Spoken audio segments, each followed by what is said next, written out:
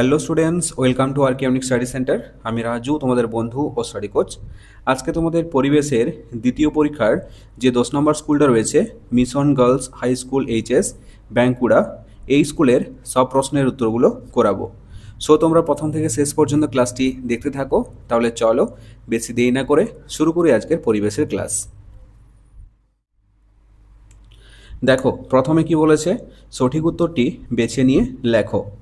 একের দাগের একের প্রশ্ন দেখো, একটি লুপ্তপ্রায় মাছ হলো সরপুঁটি, শিঙ্গি নাকি বাটা? তাহলে এর সঠিক উত্তর হবে অপশন ক, সরপুঁটি। দুইয়ের প্রশ্ন দেখো, দেশের মানুষকে হাতে কলমে শিক্ষার কথা যিনি বলেছিলেন তিনি হলেন স্বামী বিবেকানন্দ। অপশন খ হবে সঠিক উত্তর। তিনের প্রশ্ন দেখো, সুন্দরবন অঞ্চলের পশ্চিমবঙ্গের অংশে দ্বীপের সংখ্যা 100টি, 122টি নাকি 135টি? তাহলে এর সঠিক উত্তর হবে অপশন গ, 135টি। চারের প্রশ্ন দেখো, আজাদ হিন্দ ফৌজ গঠন করেন গান্ধীজি, ভগৎ সিং নাকি সুভাষচন্দ্র বসু? আমরা সকলেই জানি আজাদ হিন্দ ফৌজ গঠন করেন নেতাজি সুভাষচন্দ্র বসু। তাহলে অপশন গ হবে সঠিক উত্তর। এরপর পাঁচের দেখো, গরুমারা ও জলদাপাড়া অভয়ারণ্য বিখ্যাত যে প্রাণীটির জন্য, সেটা হচ্ছে কি একশৃঙ্গ গন্ডার। ছয়টা দেখো, পশ্চিমবঙ্গের সবচেয়ে উঁচু পর্বতশৃঙ্গের নাম হলো, এটা হবে সান্দাকফু। এরপর সাতেটা দেখো, রেশম কীট পালনের জন্য যে গাছের চাষ করা হয় তা হলো তুঁত, ধান নাকি পাট? তাহলে এর সঠিক উত্তর হবে অপশন ক, তুঁত। এরপর দেখো দুই দাগেরটি কি বলেছে, শূন্যস্থান পূরণ করো। দুই দাগের এক একটা দেখো, উত্তরাখণ্ডের ড্যাশ গুহা থেকে গঙ্গার উৎপত্তি হয়েছে? তাহলে এটা হবে উত্তরাখণ্ডের গঙ্গোত্রী হিমবাহের গোমুখ গুহা থেকে গঙ্গার উৎপত্তি হয়েছে। দুইটা দেখো, বাঁশের কেল্লা বানিয়েছিলেন, এটা হবে তিতুমির বাঁশের কেল্লা বানিয়েছিলেন। তিনের দেখো, আবুল কালাম আজাদ ছিলেন স্বাধীন ভারতের ড্যাশ, এটা হবে স্বাধীন ভারতের প্রথম শিক্ষামন্ত্রী ছিলেন। চারের প্রশ্ন দেখো, রাসায়নিক সার ব্যবহারের ফলে জমির ড্যাশ কমে যায়, এটা হবে জমির উর্বরতা কমে যায়। এরপর দেখো তিনি কি বলেছে, বাম দিক ও ডান দিক মেলাও। বাম দিকে কি রয়েছে দেখো, দীঘা হবে ক, দীঘা কাজু বাদামের জন্য বিখ্যাত। ওকে, কয়ের সাথে মিলিয়ে দাও। এরপরে আছে দেখো চিত্তরঞ্জন কিসের জন্য বিখ্যাত? রেলের ইঞ্জিন তৈরির কারখানা রয়েছে। তিনের দেখো, আরামবাগ, এটা হবে দ্বারকেশ্বর নদীর তীরে রয়েছে আরামবাগ। এরপর রয়েছে দেখো শান্তিপুর কিসের জন্য বিখ্যাত?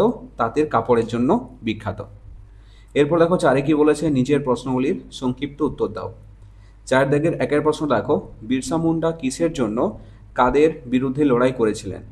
তাহলে এই প্রশ্নের উত্তর দেখো, উত্তরটা তোমরা এখান থেকে লিখবে।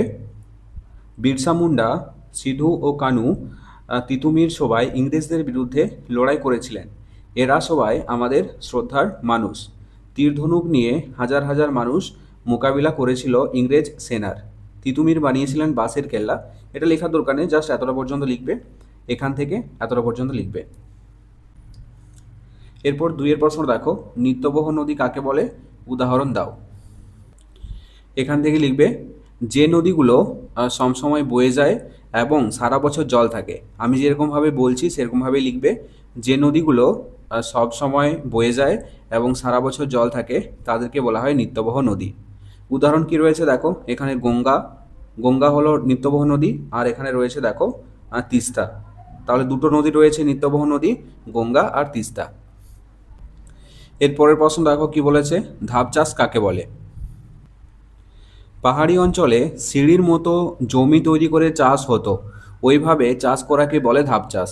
এখান থেকে এতটা পর্যন্ত লিখবে। এরপর দেখো চার দাগে চারের প্রশ্নটা কি বলেছে, জিওল মাছ কাকে বলে? উদাহরণ দাও। তাহলে উত্তরটা দেখো, যেসব মাছ জল বা পরিবেশের অতিরিক্ত শ্বাসযন্ত্রের সাহায্যে জলের বাইরেও অনেকক্ষণ জ্যান্ত বা জীবিত থাকতে পারে তাদের জিওল মাছ বলে। উদাহরণ কি রয়েছে, যেমন চ্যাং মাছ, শিঙ্গি মাছ, মাগুর, শোল, শাল ইত্যাদি। এরপর দেখো পাঁচের দাগেরটা কি বলেছে, নিচের প্রশ্নগুলির সংক্ষিপ্ত উত্তর দাও।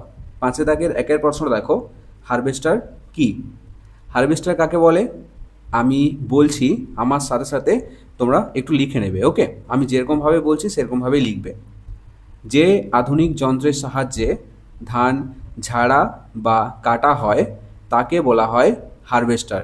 আরেকবার বলছি, যে আধুনিক যন্ত্রের সাহায্যে ধান কাটা বা ঝাড়া হয় তাকে বলা হয় হারভেস্টার। এরপরে রয়েছে দেখো মানুষের দুটি সম্পদ কি কি, এটা হবে স্বাস্থ্য ও বুদ্ধি। এরপর দুইয়ের প্রশ্ন দেখো সমুদ্রে কিসের সাহায্যে কি কি মাছ ধরা হয়। তাহলে উত্তরটা দেখো, তোমরা উত্তরটা এখান থেকে লিখবে। এই অঞ্চলের বহু মানুষ সমুদ্রেও মাছ ধরেন, নৌকা করে সমুদ্রে চলে যান, মাছ ধরতে যাওয়ার ট্রলারও আছে, সার্ডিন ইলিশ নানা রকম চাঁদা ভোলা লোটে এইসব মাছ ধরেন। এখান থেকে এতটা পর্যন্ত লিখবে। এরপর দেখো 5 দাগের 3 প্রশ্নটা কি বলেছে, কলকাতার কয়েকটি দর্শনীয় স্থানের নাম লেখো। তাহলে এই প্রশ্নের উত্তরটা দেখো, কি কি দর্শনীয় স্থান রয়েছে লিখবে। রাজভবন, মিউজিয়াম, ইডেন উদ্যান, ফোর্ট উইলিয়াম কলেজ, তারপরে পাতাল রেল, বন্দর, তারপর হচ্ছে বিমানবন্দর ইত্যাদি। এরপর দেখো 5 দাগের 4 প্রশ্নটা, ম্যানগ্রোভ জাতীয় উদ্ভিদের বৈশিষ্ট্যগুলি লেখো। এর উত্তরটা তোমরা এখান থেকে লিখবে।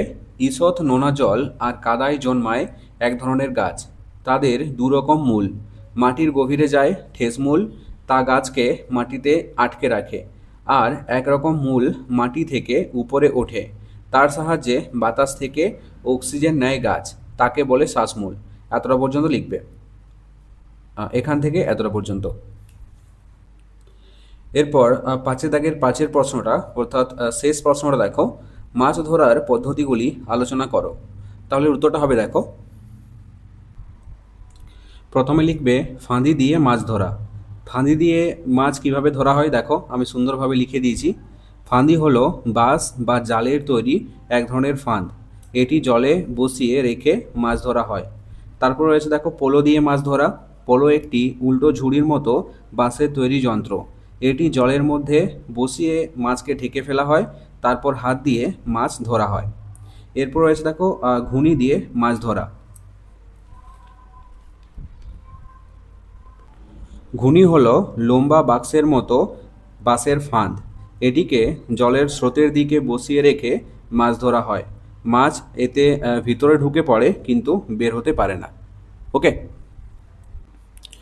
সো এই ছিল আজকের ক্লাসটি কেমন লাগলো অবশ্যই কমেন্ট করে জানাও, আর যদি ভালো লেগে থাকে তাহলে অবশ্যই একটি লাইক করে দিও। আর ছোট্ট বন্ধুরা, তোমরা যদি আমার চ্যানেলে নতুন হয়ে থাকো তাহলে অবশ্যই সাবস্ক্রাইব করে পাশে থাকা বেল আইকনটিতে প্রেস করে রাখো।